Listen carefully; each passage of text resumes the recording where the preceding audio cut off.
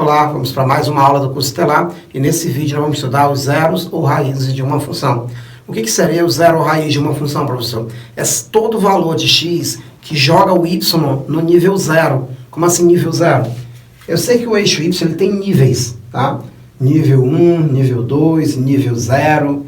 Claro, existem níveis aqui, né? Entre o 0 e o 1, os níveis aqui entre o 1 e o 2, nós temos infinitas possibilidades. Mas você tem que entender que o valor de y igual a 2 não é um ponto, tá? O valor de y igual a 2 é uma reta. É só você voltar aí na nossa aula de plano cartesiano para entender melhor essas informações, tá? Professor, se eu tenho y igual a 2, por que isso não representa um ponto? Porque para eu ter um ponto, para caracterizar um ponto no plano cartesiano, eu preciso de duas informações, que é o valor da abscissa e o valor da ordenada. Eu preciso de x e de y para formar esse par ordenado, tá? Então, se eu não tenho duas informações, só uma, qualquer ponto que eu tocar nesse nível, nessa reta, y igual a 2, é uma reta, é uma reta horizontal. Se eu toco, então, nesse ponto, y é igual a 2. Nesse ponto, y é igual a 2. Nesse outro lado, professor, y é igual a 2. Eu estou no nível y é igual a 2.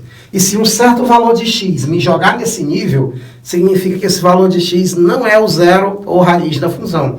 Porque zero ou raiz da função é todo valor de x que me joga em cima do nível zero, tá? Do y igual a zero. Se eu cair nesse nível, aquele x que me jogou nesse nível é a nossa raiz da função. Então, olha só. Vou pegar uma função da nossa aula anterior, que é uma função do primeiro grau, que é mais fácil analisar. E eu quero saber qual é o valor de y quando x for igual a 1. Ah, professor, x igual a 1 é só substituir. Então, nosso y será 3 vezes 1 menos 1. Então, nosso y vale 2. Como esse x igual a 1 não me jogou no nível 0 do eixo y, eu não posso chamar esse x de raiz da função. Eu não posso chamá-lo de zero ou raiz da função. Por quê, professor?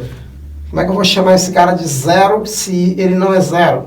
Zero ou raiz da função não é que o valor seja zero. É ele joga o outro valor no nível zero. Por isso que ele vai ser chamado de zero ou raiz da função. Tá bom? Qual seria o valor, o nível de y, tá? Nesta função do primeiro grau, quando x for igual a 1/3. Se x for igual a 1/3, eu vou lá na função, substituo o x por 1/3, corto 3, ficou então y igual a 1 menos 1. Então, y é 0. Opa! Esse valor de x jogou esse y, essa função, em cima de qual nível ali, professor? Do zero. Então, se ele jogou em cima do nível zero, significa que esse x igual a 1/3 vai receber o nome de zero ou raiz da função.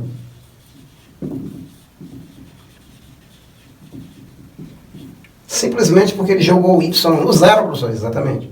Jogou o y no nível zero.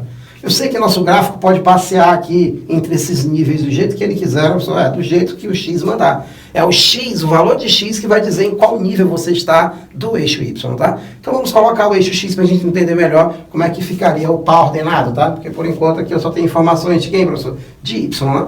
Informações de y ali no nosso plano, ok? Então vamos lá. Coloquei nosso eixo das abscissas, tá? Muito cuidado. Apesar de eu ter colocado o eixo x aqui, aquela informação do nível de y igual a zero continua existindo. Isso quer dizer que onde eu tocar no eixo x, tá? Onde eu tocar no eixo x, o y é sempre quem, professor? Zero. Em cima do eixo x, o y é sempre nulo. Eu tenho sempre y igual a zero para qualquer ponto que eu pegue nesse eixo, no eixo horizontal.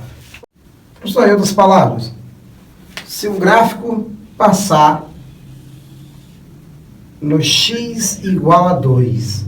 Se o gráfico passar no x igual a 2, significa que esse valor de x fez com que esse gráfico passasse no nível 0. Então, esse 2 vai ser o zero ou raiz dessa função. Não importa o formato do gráfico, não. Então, olha só.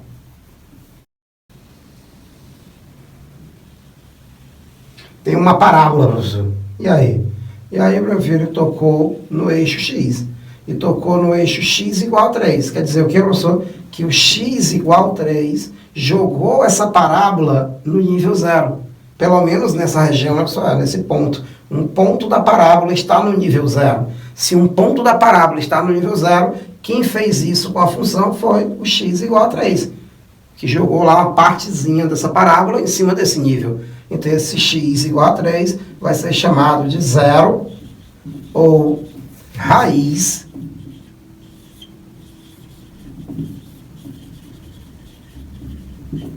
da função. Vamos estudar os casos, tá, que eu tenho para encontrar as raízes de uma função do segundo grau. Vamos ver o primeiro caso. Nosso primeiro caso é quando o eixo de simetria coincide aqui com o eixo y, tá? O eixo y, ele divide a parábola em duas partes idênticas.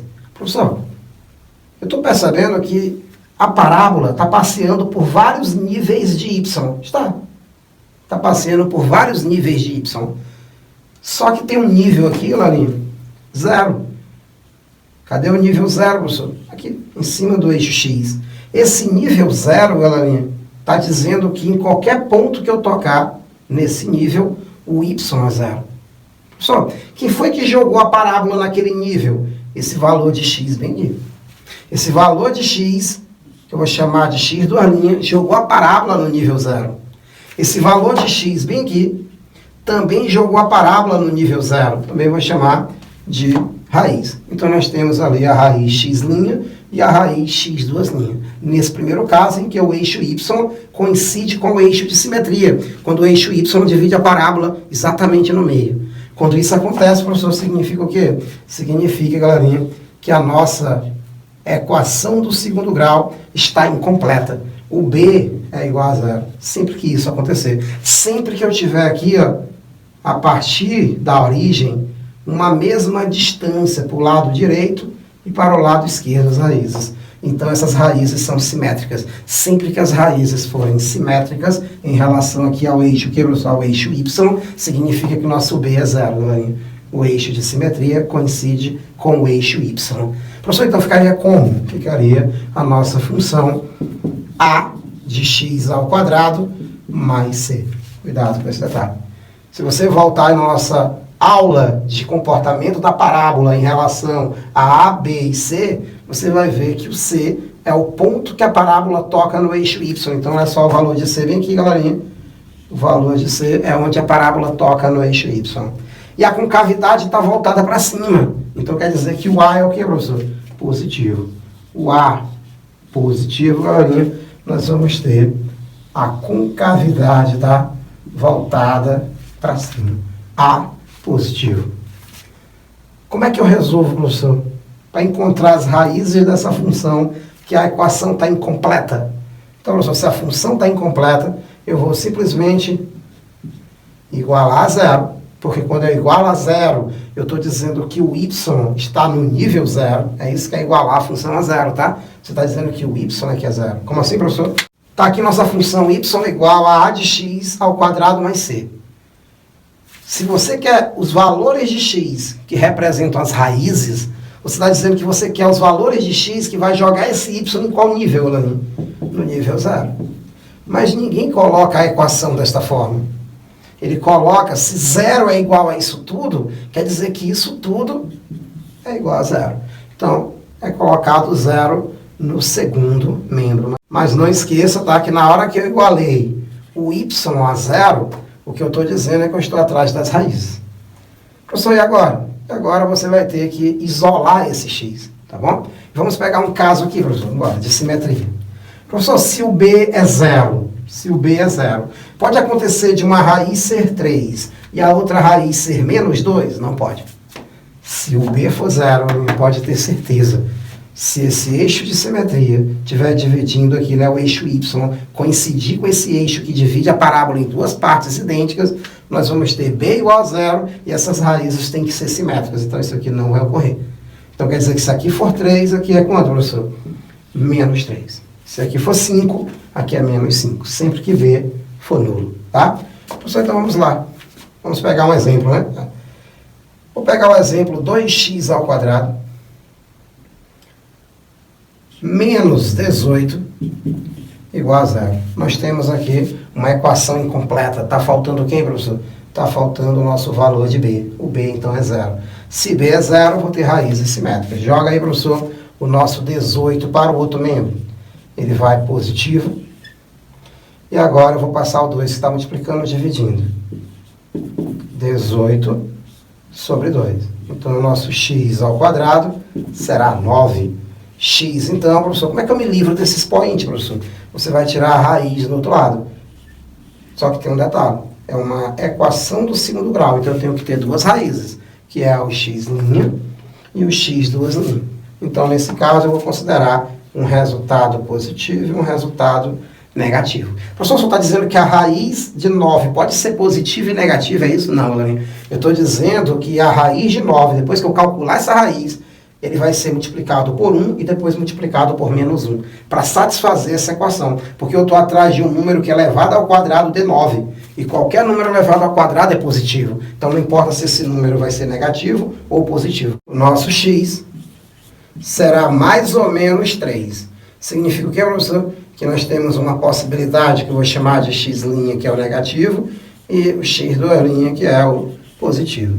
Muita gente fala sobre essa ordem, né? Dizendo que o x' tem que ser o menor. Não é obrigado não, tá? X', x duas linhas é menos 3 e 3 e acabou. Não importa a ordem que eu chamei aí. Professor, tá ali as raízes desta função. Não importa ali. Basta que b seja igual a 0 para que as raízes, a única diferença delas, sejam quem? Os sinais. O segundo caso também é de uma função quadrática incompleta. E nesse caso é quando a parábola toca na origem. Quando a parábola passa na origem, professor, eu tenho uma função do segundo grau incompleta.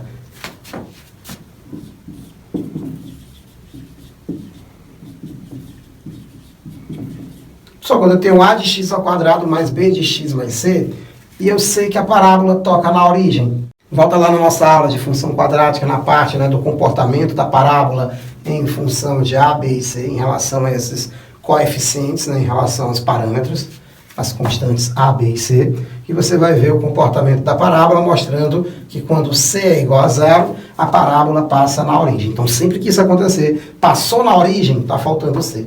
Só vou ter que usar a fórmula de Bhaskara? Não. Ainda estou com função incompleta. E a função incompleta aqui, nós vamos simplesmente isolar x. Por exemplo, se eu tiver uma raiz, professor, 0 e 5. Ou seja, o valor de x igual a 5, joga a função naquele nível 0, joga. O valor de x igual a 0, joga a função naquele nível em cima do eixo x, professor, joga. Então, quer dizer que o 0 e o 5 são os...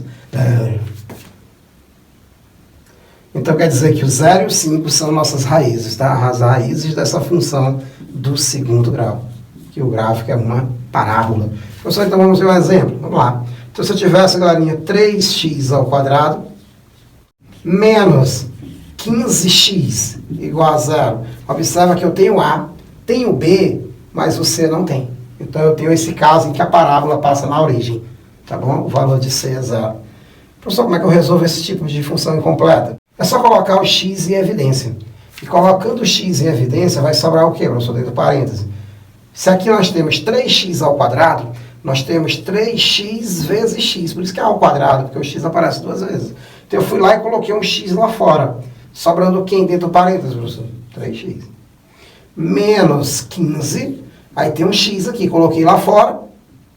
Vai ficar só 15. Tudo isso igual a 0. É assim que se coloca um termo comum em evidência, um fator em evidência, tá? Professor, então nós vamos ter o quê? Um produto igual a 0. Isso aqui está multiplicado com tudo isso e dando 0. Imagine, galera. Se você tem um produto igual a 0, tem como esse produto ser 0 se esses dois números forem diferentes de 0? Não, não tem como. Se esse aqui for diferente de 0 e esse aqui for diferente de 0, o produto não tem como dar 0. Então dá para prever uma coisa aqui. Se esse produto está dando 0, ou esse cara é 0, ou esse. Ou A é 0, ou B é 0. É o único jeito do produto ser 0. Só não poderia ser os dois, não? Pode, por isso que eu coloquei a disjunção, por isso que eu usei o ou. Pode ser esse, ou os dois ao mesmo tempo. Então, professor, o produto está dando 0. Isso quer dizer o quê? Que se esse produto é 0, o de fora é igual a 0, ou tudo que está dentro do parêntese é igual a zero. Claro, aqui eu já tenho o x', que é zero, que é a origem. E o x duas linhas eu vou encontrar aqui. Vou jogar o 15 para o segundo membro, fica positivo. Então, isolando o x duas linhas, eu vou ter 15 sobre 3, que é 5. Então, uma raiz é 0 e a outra raiz é 5. Qualquer outro valor que eu usar no lugar de x, não tem como esse resultado ser 0. Somente o 0 e o 5, tá bom? Então, esse é o nosso segundo caso, galerinha. E agora, o nosso terceiro caso vai ser justamente aquele caso em que a função está completa, tá? Eu tenho o valor de A, eu tenho o valor de B e eu tenho o valor de C. Então, eu sou obrigado a usar a fórmula de Bhaskara ou então a relação de Girardi. Claro, né, que a relação de Girardi sobre a soma e produto tem algumas equações, né, que vão ficar mais complexas. Então, é bom aprender a fórmula de Bhaskara. Aplique a fórmula de Bhaskara, que sempre funciona, tá bom? Estamos no nosso terceiro caso de raízes, tá, de uma função do segundo grau, que é aquele caso em que o eixo y não é eixo de simetria e a parábola não passa na origem. Professor, se o eixo y não corta a parábola exatamente no meio e a parábola não passa no zero, então nossa função está completa. Com certeza aí eu tenho A, tenho B e tenho C diferentes de zero. Professor, então nesse caso como é que eu calculo as raízes? Esses pontos aqui que a parábola toca no eixo x. Eu vou ter que usar a fórmula de Bhaskara, tá bom? Ou então usar a relação de Girardi. Vamos treinar a fórmula de Bhaskara. A fórmula de Bhaskara, ela é a raiz será sempre menos b, mais ou menos a raiz quadrada de b ao quadrado menos 4 vezes a vezes c, tudo isso dividido por 2 vezes a. Essa é a fórmula de Bhaskara. E essa expressão que está dentro da raiz, nós chamamos de discriminante, né? De delta, professor. É ele que vai apontar, vai discriminar quais os tipos de raízes nós temos, né? Se as raízes são iguais, se não existe raiz real, tá bom? Ou se as raízes são distintas. Vamos calcular o delta separado, para dar menos trabalho? É assim que geralmente a gente calcula, tá? Separado. Então, vamos chamar o que está dentro da raiz, tá? De discriminante, de delta. Assim, nossa fórmula fica menos x, mais ou menos raiz de delta sobre 2 vezes a. Mas aqui é só um x, nós não temos duas raízes? É, mas aqui nós temos duas operações, uma soma e uma subtração, que vai possibilitar eu encontrar as duas raízes, ok? E como é que seria a aplicação da fórmula de Bhaskara? Primeiro eu vou separar aqui os valores de A, de B e de C. Quem é A, professor? É 2. Quem é B? Menos 7. Quem é C, professor? 3. Vamos substituir então primeiro no delta? Vamos lá. O nosso discriminante, que é B ao quadrado, menos 4 vezes A vezes C, basta substituir nossos parâmetros. O B vale menos 7, mas está elevado ao quadrado. É negativo, mas está elevado a um expoente par. 4 vezes A, quem é A? 2. Vezes C, que é 3. Então, ficou delta igual menos 7 ao quadrado. 7 vezes 7, né, professor? Dá 49. Menos 4 vezes 2, 8 vezes 3, 24. Nosso discriminante, então, será 49 menos 24 é 25.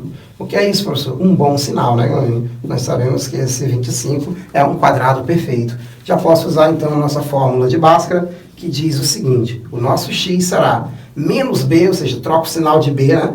Menos b, professor, aqui não, aqui é b ao quadrado, mas na fórmula de Bhaskara é menos b, mais ou menos a raiz de delta sobre 2 vezes a, tá bom? Então, nosso x será menos b, troca o sinal de b, fica 7.